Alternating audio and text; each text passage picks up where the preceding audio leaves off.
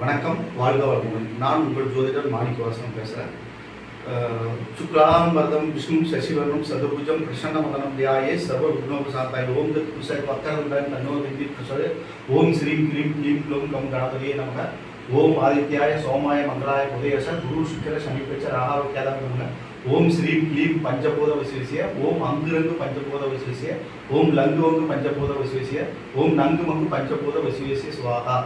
9 நவகிரகங்கள் 5 பஞ்சபூதத்தினோட அனுகிரகம் எல்லாருக்கும் கிடைக்க, சகல மக்களுக்கும் கிடைக்க எல்லாம் வல்ல முருகப்பெருமானை நான் பிரார்த்திக்கிறேன். இன்னைக்கு நான் பேசக்கூடிய தலைப்பு என்னன்னு கேட்டீங்கன்னா, சூரிய பகவானால் ஏற்படக்கூடிய நன்மைகள், பலன் தரும் நற்பரிகாரங்கள், நல்ல பரிகாரங்கள், பலன் தரக்கூடிய நல் பரிகாரங்கள்ங்கிற முறையில் தான் நான் பேச போகிறேன். இப்போது சூரிய பகவான் 9 நவகிரகத்தில் அவர் தான் ராஜா. நவகோளில் அவர் தான் நடுநிலையாக இருப்பார், நடுவில் சென்ட்ரல் பிளேஸில் இருப்பார், கிழக்கு நோக்கி இருப்பார். அவரை பற்றி தான் நம்ம பேச போகிறோம். அவர் பார்த்தோம்னா 9 கிரகங்களுக்கும் முன்னாடி ஃபஸ்ட்டு நம்பர் 1 கிரகம் அவர் தான், பிரதான கிரகம், ஒளி பொருந்திய கிரகம்.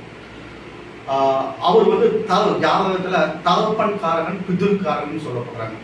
ஓகேங்களா? சூரிய பகவானோட அனுகிரகம் நல்லா இருந்தால் தான் நல்ல புத்தி, நல்ல சிந்தனை, நல்ல அறிவு, திடகாத்திரமான உடல் வாகு, இதெல்லாம் நம்மளுக்கு ஜாதகத்துக்கு கிடைக்கும். அரசாங்க பதவி, அரசாங்க உத்தியோகம், அரசாங்கத்தில் தலைமை தாங்கக்கூடிய பொறுப்பு, அரசியல்வாதிகளோட தலைமை பண்பை சொல்லக்கூடிய ஒரு அதிகாரம், இதெல்லாம் சூரியன் ஜாதகத்தில் பலம் பொருந்திருந்தால் நம்மளுக்கு கிடைக்க ஆரம்பிச்சிடும். சூரிய பகவான் பார்த்தோம்னா சிவப்பு நிறம் இருக்கு. அவர் மேற்கு நோக்கி பயணிக்கக்கூடிய கிரகம். 7 குதிரைகள் கூட்டிய தேர்ல வரக்கூடியவர், ஒரே சக்கரம் தான் இருக்கும். இந்த மாதிரி அமைப்பு புரிஞ்சவர். 7 வர்ணங்கள் தனித்தனியாக இருக்கக்கூடிய ஒரு குதிரை வாகனத்தில் வரக்கூடிய ஒரு கிரகம். சூரிய பகவான் ஜாதகத்தில் நல்ல பொசிஷன்ல இருந்தால் நல்ல பலன்கள் நல்லா வாரி கொடுப்பாரு. அவருக்கு கீழே தான் அந்த ஜாதகர், அது பலம் பொருந்திய சூரியன் பலம் பொருந்திய ஜாதகருக்கு கீழே தான் அனைவரும் வேலை செய்யணும் அப்படிங்கிற எண்ணங்கள் அதிகமாக கொடுத்துருவார். லீடர்ஷிப்புக்கு ரொம்ப உறுதுணையாக இருப்பார். இந்த மாதிரி பண்புகளுக்கு பிறந்தவர். அவர் பார்த்தோம்னா ஜாதகத்தில் கேந்திர திரிகோணங்களில் ஆட்சி பலம் பெற்று உச்ச பலம் பெற்று இருந்தால் சூப்பராக இருப்பார். அவர் பார்த்தோம்னா சிம்மத்தில் ஆட்சி வீடு, மேசத்தில் உச்ச வீடு. அப்போ அப்படி இருக்கிற ஒரு கிரகம் அவர் பார்த்தோம்னா வெப்பக்கோள். சரிங்களா? அவருடைய அதிதேவதை பார்த்தோம்னா அக்னி பகவான். குணம் சிவன் அம்சம் பொருந்தியவர். சிவனோட வலதுகளுக்கு அதிபதி. வலதுகண்ணை பற்றி பேசக்கூடிய ஒரு கிரகம். ஓகேங்களா? தலைப்பகுதியை குறிக்கூடிய ஒரு கிரகம். ஓகேங்களா? இவர் பார்த்தோம்னா குருவோட சேர்ந்து நின்னா, ஜாதகத்தில் கேந்திர திரிகோணத்தில் நின்னா சிவராஜ யோகத்தை தருவார். குரு பார்வை பெற்று நின்னாலும், குரு சூரியனுக்கு 7ஆம் இடத்துல நின்னாலும், சூரியனோட குரு சேர்ந்திருந்தாலும் சிவராஜ யோகத்தை கொடுப்பாரு. புதனோட சேர்ந்திருந்தா புதாதித்ய யோகத்தை கொடுப்பாரு. ஜாதகத்துக்கு கல்வியில மேன்மை. ஒரு புதனும் குரு சேர்ந்திருந்தா புதாதித்ய யோகம் ஏற்பட்டு கல்வியில மேன்மை, நல்ல பட்டப்படிப்பு படிக்கிறது, 1க்கு 2 டிகிரி படிக்கிறது, படிக்காத மேதைகள் உருவாக்குறது, நல்ல ஒரு அறிவு ஞானத்தை கொடுக்கக்கூடியது புதனும் சூரியனும் சேர்ந்து புதாதித்ய யோகத்தினோட பலன்களை தருவாங்க. அதே மாதிரி சிவராஜ யோகம்ங்கிறது குருவும் சூரியனும் சேர்ந்து நின்றாலோ, அல்லது குருவும் சூரியனும் நேர் சமசப்த ஸ்தானத்தில் நின்னாலும் சிவராஜ யோகம் ஏற்பட்டு மிகப்பெரிய ஒரு ஆன்மீக தொண்டு செய்யக்கூடியது, லீடர்ஷிப்பில் போகிறது. இந்த மாதிரி பலன்கள் எல்லாம் சூரியன் வாரி வழங்குவார். அவங்க இந்த 2 கிரகங்களோட சேர்ந்து நின்றார். சந்திரனோட சேர்ந்திருந்தாலும் நற்பலன்களை கொடுப்பார். சூரியனும் சந்திரனும் சேர்ந்து அமாவாசை யோகம் ஏற்பட்டு அது மூலமாக நல்ல பல பலன்களையும் கொடுப்பாங்க. சூரியனுக்கு நேர் 7ஆம் பாவத்தில் சந்திரன் நின்று பௌர்ணமி யோகத்தை கொடுத்து மிகப்பெரிய ஒரு அரிதான ஒரு ஜாதகம் உருவாக்குவார். ஒரு தலைமை பண்பு, லீடர்ஷிப், மினிஸ்ட்ரிங்கிற போஸ்டிங்கெல்லாம் கிரகங்கள் மற்ற கிரகங்களும் நல்லா பவர்ஃபுல்லாக இருந்து பௌர்ணமி யோகத்தில் பிறந்தாங்கட்டா அவங்க மிகப்பெரிய உயர்ந்த பதவியில் வகிப்பாங்க அப்படிங்கிறது ஜாதகத்தில் இருக்கக்கூடிய ஒரு கூற்று. ஓகேங்களா? இப்படிப்பட்ட கிரகங்கள் கேந்திர திரிகோணங்கள் அமையும் போது நல்ல பலன்களை கொடுப்பாங்க, வாரி வழங்குவாங்க. ஓகேங்களா? இப்போ இருக்கு. அதே கிரகம் சனியோட சேர்ந்து நின்னா, ஏன்னா நல்லதையும் சொல்லணும் கெட்டதையும் சொல்லணும். அப்பாகும்போது நல்லதும் இருக்கு கெட்டதும் இருக்கு. கிரகங்கள் சேர்க்கையில பலன்கள் மாறுபடும். அப்படி பார்த்தோம்னா சனியோட சேர்ந்து இருந்தா தகப்பனுக்கும் மகனுக்கும் உள்ள தகப்பன் மகன் உறவு வந்து பாதிக்கும். தகப்பன் மகனுக்குள்ள உறவுகள் பாதிச்சு சண்டை சச்சரவுகள் ஏற்படும், பிரிஞ்சு போகக்கூடிய சுச்சுவேஷன் எல்லாம் ஏற்பட்டுரும். இது வந்து சூரியனும் சனியும் சேர்ந்திருந்தா. அப்புறம் ராகுவும் சூரியனும் சேர்ந்திருந்தா தகப்பன் வழி தோஷங்களை ஏற்படுத்துவார், பிதிர் தோஷங்களை ஏற்படுத்துவார். அதனால சந்ததிகள் வளராது. அடுத்தடுத்த சந்ததிகள் வளர்றதெல்லாம் வந்து பிறக்கிறதெல்லாம் வந்து ரொம்ப ஒரு கஷ்டங்களை ஏற்படுத்தும். இது வந்து சூரியனும் ராகுவும் சேர்ந்திருந்தா. ஓகேங்களா? அதே மாதிரி சூரியனும் சுக்கிரனும் ஜாதகத்துல இணைந்திருந்தா, இணைந்திருந்து குரு பார்வை இல்லாமல் இருந்தால் அது மாதிரி பேடெல்லாம் நடக்கும். ஓகேங்களா? இந்த கிரகங்களுக்கு நான் சொல்ற கிரகங்கள் எல்லாம் சூரியனும் சுக்கிரனும் ஜாதகத்துல இணைந்திருந்தா கலத்திர தோஷத்தை ஏற்படுத்தி கணவன் மனைவிக்குள்ள பிரிவினை பிரச்சனைகளை ஏற்படுத்துவாங்க. அதே மாதிரி சூரியனும் செவ்வாயும் சேர்ந்திருந்தாலும் இதே பிரச்சனைகளை ஏற்படுத்துவாங்க. கணவன் மனைவி பிரிஞ்சு வரக்கூடிய ஒரு தன்மையை ஏற்படுத்துறது, இல்வாழ்க்கையில நல்ல ஒரு அண்டர்ஸ்டாண்டிங் இல்லாத நிலையிலெல்லாம் சூரியனும் சனியும் சேர்ந்திருந்தால் தகப்பன் தந்தை உறவை பாதிக்கும். சூரியனும் சுக்கிரனும் சேர்ந்திருந்தா மனைவி கணவனோட உறவை பாதிக்கும். சூரியனும் ராகும் சேர்ந்திருந்தா சந்ததிகளை உருவாக்குறத புத்திர தோஷங்களை ஏற்படுத்துவார். அடுத்த சந்ததிகள் அடுத்த தலைமுறைகளை உருவாக்காது, பிதுர் தோஷத்தை ஏற்படுத்தும். ஓகேங்களா? சூரியனும் கேதுவும் சேர்ந்திருந்தா ஆன்மீக சிந்தனைகள் இல்லாமல் இருக்கக்கூடிய நிர்பந்தத்தை கூட சூரியனும் கேதுவும் சேர்ந்தா ஏற்பட்டுரும். ஓகேங்களா? அதான் ராகு கேது சூரியனோட சேர்ந்து இருந்தா கடுமையான தோஷங்களை ஏற்படுத்துவாங்க. சனி சேர்ந்திருந்தாலும் கடுமையான தோஷங்களை ஏற்படுத்துவார். சுக்கிரன் சேர்ந்திருந்தாலும் கடுமையான தோஷங்கள் தான். சூரியனும் செவ்வாய் சேர்ந்திருந்தாலும் கடுமையான தோஷம். இதுக்கு குரு பார்வை பெற்றிருந்தா அந்த தோஷங்களெல்லாம் விலகி சுபிச்சம் ஏற்படும் அப்படிங்கிறது ஒரு ஜாதகத்துல சொல்லப்படுற ஒரு விதி. ஓகேங்களா? அதனால மிகப்பெரிய நன்மைகள் நடக்கணும்னா அந்த சூரியன் வந்து நல்ல பொசிஷன்ல நல்ல நிலைமையில் இருக்கணும். அப்பதான் அது வந்து நல்ல நற்பலன்களை வாரி வழங்கு, தலைமை பண்பை கொடுக்கு, தலைமையை ஏற்கக்கூடிய ஒரு பொறுப்பை கொடுக்கு. இதெல்லாம் சூரியனோட நன்மைகள்னு நம்ம சொல்லலாம்.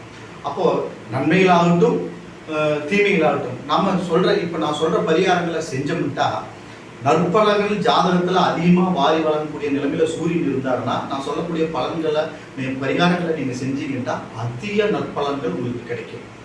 அதே மாதிரி தோஷத்தினால் பிடிக்கப்பட்டு கடுமையான தோஷத்துல சூரியன் பாதிக்கப்பட்டு இருந்தாருன்னா இப்ப நான் சொல்ற பரிகாரங்களை நீங்க செஞ்சா அது வந்து உங்களுக்கு வந்து அந்த தோஷங்களை குறைச்சு நற்பலன்கள் நடக்கிறதுக்கு வாய்ப்புகள் அதிகமாக ஏற்படும். ஓகேங்களா? இப்ப பார்த்தோம்னா சூரியனுக்கு வந்து பிடித்தது அப்படின்னு பார்த்தோம்னா சிவப்பு கலர் வஸ்திரம். ஓகேங்களா? கோதுமை, அவருடைய தானிய கோதுமை. ஓகேங்களா? இது வந்து எளிய தாந்திரிக பரிகாரத்தை எளிமையா நான் சொல்றது. இதை நீங்க செஞ்சு பாருங்க, நல்லது நடக்கும். அந்த சிவப்பு கலர் வஸ்திரத்தை 6 பிட்டா கட் பண்ணிக்கோங்க. அதுல கைப்பிடி அளவு கோதுமையை எடுத்து ஒரு முடி போட்டுக்கணும். அது மாதிரி 6 முடிகள் போட்டு ஒரு தலையணைக்கடியில் வச்சு படுத்து தூங்கிட்டு அந்த தண்ணியை வந்து 2 விதமா பண்ணலாம். என்ன பண்ணலாம்? அரச மரத்துக்கு கொண்டு போய் விட்டுட்டு அரச மரத்தடியில இருக்கக்கூடிய எறும்புகளுக்கெல்லாம் ஒரு தானம் மாதிரி கொடுத்தாலும் சில தோஷங்கள் எல்லாம் நிவர்த்தி அடையும். ஓகேங்களா? ஒன்றும். 2வது பார்த்தோம்னா சப்பாத்தி, கோதுமை சப்பாத்தி செஞ்சு பசுமாட்டுக்கு தானமாக கொடுக்கறது, அகத்திக்கீரை கொடுக்கறது, இதெல்லாம் செஞ்சோம்னால கோதுமையை ஊற வச்சு அந்த தண்ணியை பசுமாட்டுக்கு கொடுக்கறது, இதெல்லாம் பண்ணீங்கன்னா இதெல்லாம் தாந்திரிக பரிகாரம். இதையெல்லாம் நீங்க செஞ்சீங்கன்னா சூரிய பகவான் ஏற்படக்கூடிய தோஷங்கள் எல்லாம் நிவர்த்தி அடையும். படிப்படியா குறையறது நீங்களே பார்க்கலாம். இதை வந்து குறைஞ்சது ஒரு 6 மாசத்துக்கு 6 வாரம் அல்லது 6 மாசத்துக்காவது நீங்க தொடர்ந்து ஞாயிற்றுக்கிழமை நாள் சனிக்கிழமை நைட் ஊற வச்சுட்டு ஞாயிற்றுக்கிழமை காலையில் எடுத்து அதிகாலையில் நீங்க செய்யலாம். காலையில வீட்டுல 6 மணிக்கெல்லாம் எந்திரிச்சுட்டு குளிச்சுட்டு வீட்டுல அந்த சூரிய ஓரையில ஞாயிற்றுக்கிழமை மணிக்கு விளக்கேற்றிட்டு சூரிய நமஸ்காரம் பண்ணலாம். டெய்லி இதை பண்ணலாம். அதாவது ஞாயிற்றுக்கிழமை மெயினாக விசேஷம் சூரிய ஓரை வரும், அந்த ஓரையில நீங்க இதை பண்ணலாம். பண்ணீங்கன்னா ரொம்ப பரிகாரம் வந்து உங்களுக்கு ரொம்ப கை கொடுக்கும். அப்புறம் பிதிர் தோஷம் ஏற்படுது அப்படின்ட்டா நம்ம என்ன பண்ணணும்? ராமேஸ்வரம் போயிட்டு தர்ப்பணம் திதி பூஜைகள் எல்லாம் கரெக்டாக செய்யணும். முன்னோர்களுக்கு உண்டானது. அது வந்து சூரியனும் ராகுவும் சேர்ந்திருந்தா, சூரியன் ராகு சேர்ந்தா தாப்பனாருக்கு உடல் உபாதைகள், உடல் பிடிகள், நோய் நொடிகள் எல்லாம் ஏற்பட்டுரும். சூரியனை வச்சுதான் தாப்பனை பற்றியே சொல்றது. ஓகேங்களா? சூரியன் இருக்கும் இடத்தை வச்சு தாப்பனுக்கு உண்டான பலாபலங்கள் நம்ம சொல்லலாம். சூரியனோட நிலை நல்லா இருந்தால் தான் தாப்பன் நல்லா இருப்பாரு. அது மாதிரி ஜாதகத்தில் இருக்கு இல்லையா? சூரியன் நல்ல பொசிஷன் இருந்தால் தான் தாப்பன் வந்து அந்த ஏரியாவில் நல்லா ஒரு பவர்ஃபுல்லாக இருப்பாங்க. அதனால அந்த மாதிரி சூரியன் ராகு சேர்ந்திருந்தா பிதிர்தோஷம் ஏற்பட்டிருக்கும். அதுக்கு வந்து நம்ம வந்து ராமேஸ்வரம் போகிறது, 2 காஷி இங்கெல்லாம் போயிட்டு பரிகார பூஜைகள் செஞ்சோம்னா பிதிர் தோஷம் வந்து நிவர்த்தி அடையும். அப்புறம் சனியும் சூரியனும் சேர்ந்ததுனால சனி தோஷம் ஏற்படும்.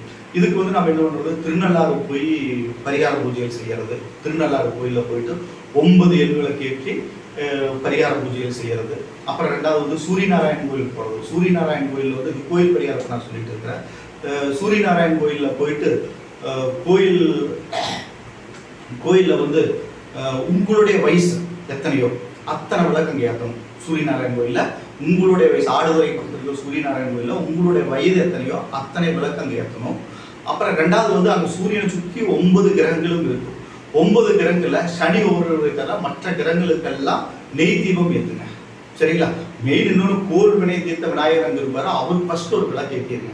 ஏற்றிட்டு உங்களுடைய வயதுக்கேற்ற விளக்கு ஏற்றி 9 நவகங்களும் சுற்றி இருப்பாங்க சூரியனை சுற்றி. அந்த சூரியனை சுற்றி இருக்கிற நவகோள்களுக்கும் ஒவ்வொரு நெய் விளக்கு ஏற்றிடுங்க. ஏற்றிட்டு அப்புறம் ரெண்டாவது வந்து எள் தீபம், எள் முடிச்சு போட்ட தீபம் அங்கேயே கொடுப்பாங்க, அல்லது நீங்கள் போனாலும் அது மாதிரி ஃபாலோ பண்ணிக்குவீங்க.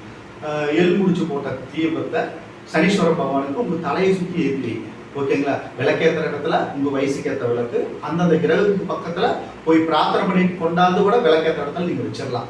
குருவும் சூரியன் நேர் எதுக்கு இருப்பாங்க. ஓகேங்களா? உள்ள கர்ப்பகிரகத்தில் இருப்பாங்க.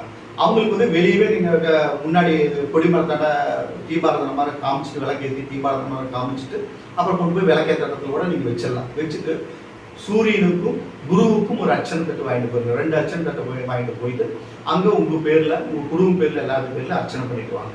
இது வந்து மிகப்பெரிய குடும்ப சாபத்தையும் அல்லது பிதிரு தோஷங்களையெல்லாம் நீக்கக்கூடிய வல்லமை அந்த சூரியநாராயணன் கோயில் இருக்கக்கூடிய சூரிய பகவானுக்கும் குரு பகவானுக்கும் உண்டு. ஏன்னா சிவராஜ யோகத்தில் அந்த காட்சி தராங்க.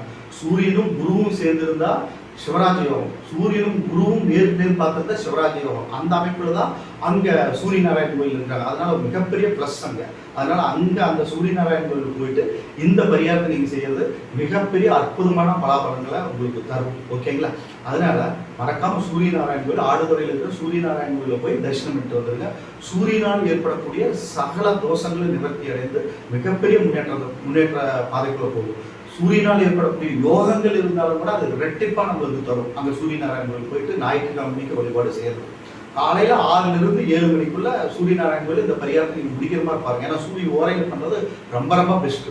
அப்புறம் வந்து தயிர் சாதம், இது மாதிரி பொங்கல், சக்கரை பொங்கல் இதெல்லாம் தானமாக கொடுக்கலாம் அங்கே சூரியநாராயணன் கோயிலில். இதெல்லாம் கொடுத்தீங்கன்னா இன்னும் வந்து தானத்தில் சிறந்தது அன்னதானம். அன்னதானத்தை அந்த கோயிலில் நீங்கள் இருக்கிறவங்களுக்கு கொடுத்தா இன்னும் ரெட்டிப்பு பலன் ஏற்படும்.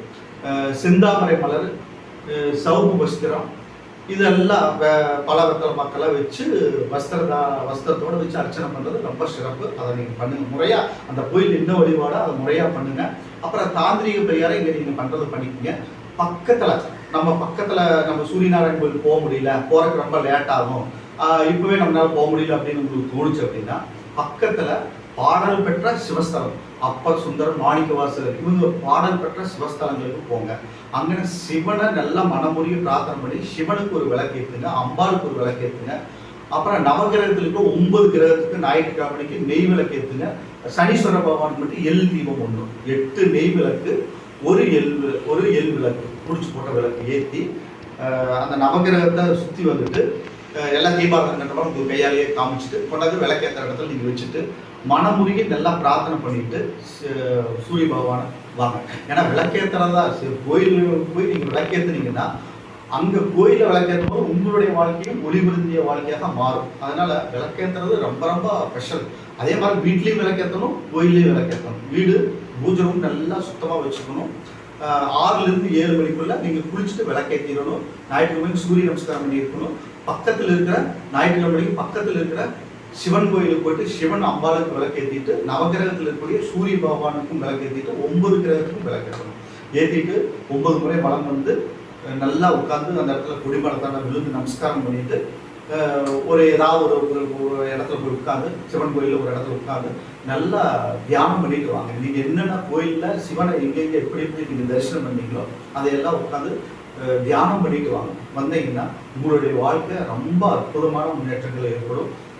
நான் சொன்ன தானங்களையும் செய்யுங்க. பசுவுக்கு வந்து கோதுமையினால் செய்யப்பட்ட சப்பாத்தியை தானமாக கொடுங்க, அகத்திக்கீரையை தானமாக கொடுங்க. ஏன்னா பசுவுக்கு அதே மாதிரி பசு பூஜை கோயிலில் பசு பூஜை செய்வாங்க, கோபூஜை செய்வாங்க. அந்த கோயிலில் பார்த்தோம் நீங்கள் போங்க, போயிட்டு தான தர்மங்கள் பசுவுக்கு பண்ணுங்க, மக்களுக்கு அன்னதானம் பண்ணுங்க. இதெல்லாம் பண்ணும்போது பிதுரு தோஷம், சனி சூரியனால் ஏற்படக்கூடிய சனி தோஷம், அப்புறம் கலத்திர தோஷம், இது எல்லாமே நிவர்த்தி அடைஞ்சு வாழ்க்கையில் ஏற்றமான வாழ்க்கை ஏற்படும். இந்த பரிகாரங்களை கண்டிப்பாக நீங்கள் செய்யுங்க. என்னுடைய வீடியோவை பிடிச்சிருந்தா, இப்போ நான் பேசுறது பிடிச்சிருந்தா மற்றவங்களுக்கு ஷேர் பண்ணுங்கள், சப்ஸ்கிரைப் பண்ணுங்கள், பெல் சிம்பிள் அமைத்திக்கங்க, மற்றவங்களுக்கு ஷேர் பண்ணி இந்த வீடியோவை நல்லா பயன்பெறுங்க. வணக்கம், வாழ்க வளமுடன்.